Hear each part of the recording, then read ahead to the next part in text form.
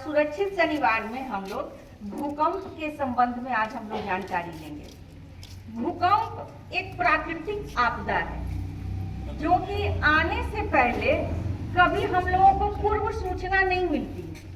आपने जैसे देखे होंगे कि आंधी तूफान ये सब आने के पहले रेडियो पे, न्यूज में, है ना, समाचार पत्र में पहले से हो जाता है कि आज या 2 दिन बाद ये तूफान बंगाल की खाड़ी से उठी है और धीरे धीरे अब हमारी तरफ बढ़ रही है। लेकिन भूकंप एक ऐसा प्राकृतिक आपदा है जिसके बारे में हमें कोई भी पहले से जानकारी नहीं मिलती है। हाँ, सिस्मोग्राफी एक होता है, रिएक्टर स्केल है, उस पे हम लोग इसके कंपन को माप सकते हैं कि इसके आने के बाद इसकी गति क्या थी। लेकिन ये आज रात में आने वाली है या 4 दिन बाद, इसकी जानकारी हम लोगों को नहीं मिल पाता है। तो इसके लिए हम लोग क्या करेंगे? अगर भूकंप अचानक आ जाए तो हम लोग कैसे बचेंगे? भूकंप आने के बाद भूकंप कहते किसे हैं, पहले इसको समझेंगे हम लोग। पृथ्वी के नीचे जो कंपन होती है ना, कांपना, कंपन मीन्स कांपना। पृथ्वी जब कांपती है अंदर तो हम लोगों को ऊपर महसूस होता है। उसके साथ साथ हमारा मकान, हमारा दुकान, हमारा स्कूल और हम लोग सभी उसके साथ क्या करते हैं? हिलने लगते हैं। तो जो भी मकान जर्जर अवस्था में है या कमजोर है उसके गिरने का डर रहता है। तो जब कभी भी आपको ऐसा महसूस हो कि भूकंप आ गया है, धरती डोल रहा है, हमारे घर का अलमारी, खिड़की, केवाड़ी, उसके साथ सब क्या होता है? हिलने लगता है। तो हिलने के साथ ही साथ हम लोग देखते हैं कि घर भी गिर जाता है, अलमारी या दीवार पे देखते हैं हम लोग शीशा से मढ़ा हुआ भगवान जी का फोटो या कोई भी सीन सीनरी वगैरह टांगते हैं ना, वो भी उसके साथ गिर जाता है। तो ऐसी स्थिति में आप लोग अगर स्कूल में हैं, पहले स्कूल वाला बताते हैं उसके बाद घर वाला भी बताएंगे। अगर आप स्कूल में हैं तो वैसी स्थिति में अगर धरती अगर डोलने लगे, कंपन हो, तो भगदड़ नहीं मचाना है और कोई अफवाह पर भी ध्यान नहीं देना है। कोई बोल दिया भागो रे भागो भागो भागो, तो सबको एक दूसरे को धक्का देते हुए, एक दूसरे पर गिरते हुए, चापते हुए हम लोग क्या करते हैं?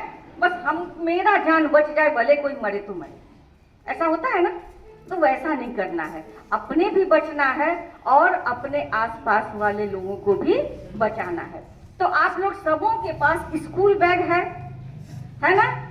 तो स्कूल बैग से हम लोग क्या करेंगे? अपने सर को ढांपेंगे। क्या करेंगे? भूकंप का 3 मूल मंत्र है ना? झुको, ढको और पकड़ो। तो झुकने के लिए अभी आप लोगों को एक छोटा सा एक्टिविटी कराएंगे, आप लोग मेरे साथ आप लोग करेंगे, आप लोग, ठीक है?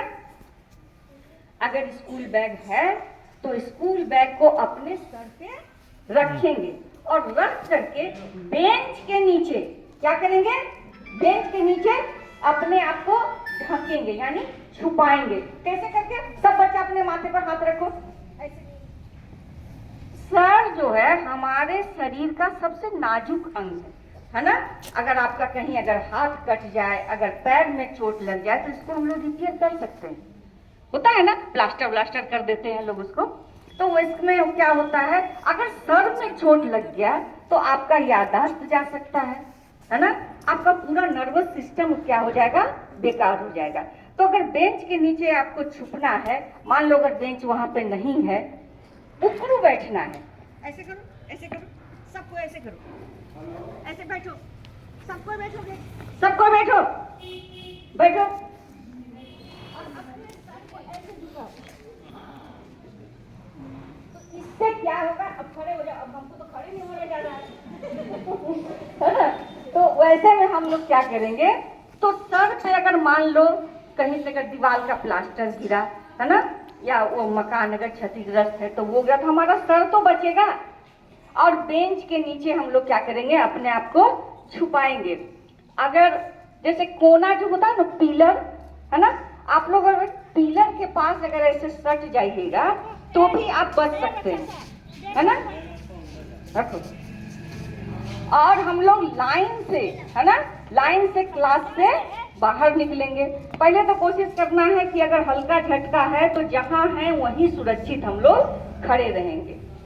अच्छा, एक बात देखते हैं आप लोगों के अंदर, जैसे अगर बाहर निकले खाली मैदान में तो ये ध्यान देंगे कि ऊपर बिजली का तार तो नहीं है।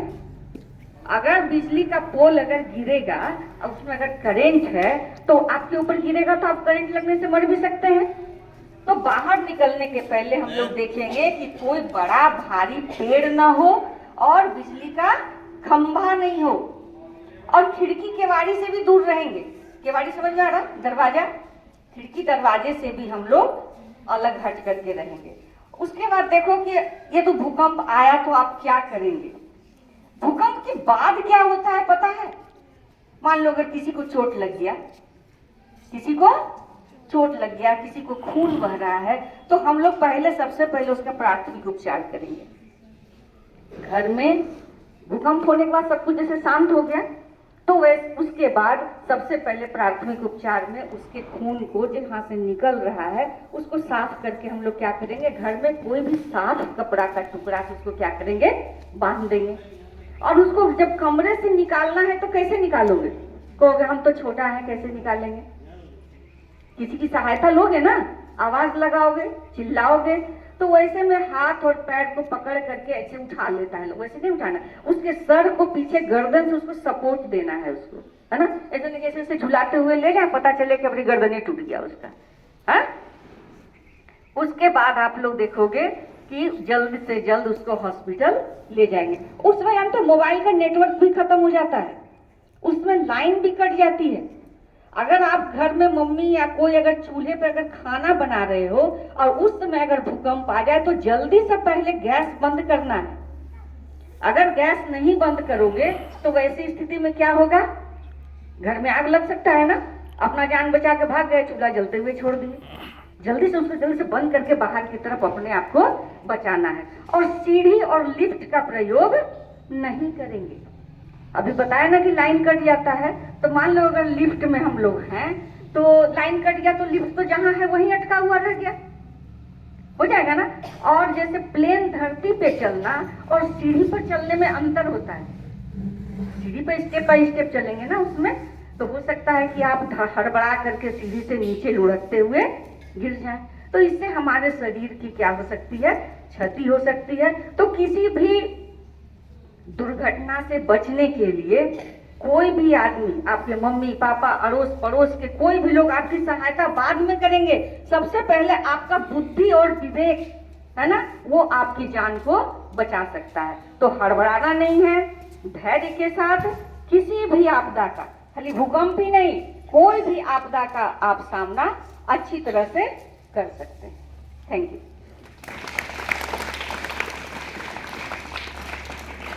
मैम के लिए थैंक यू, ताली।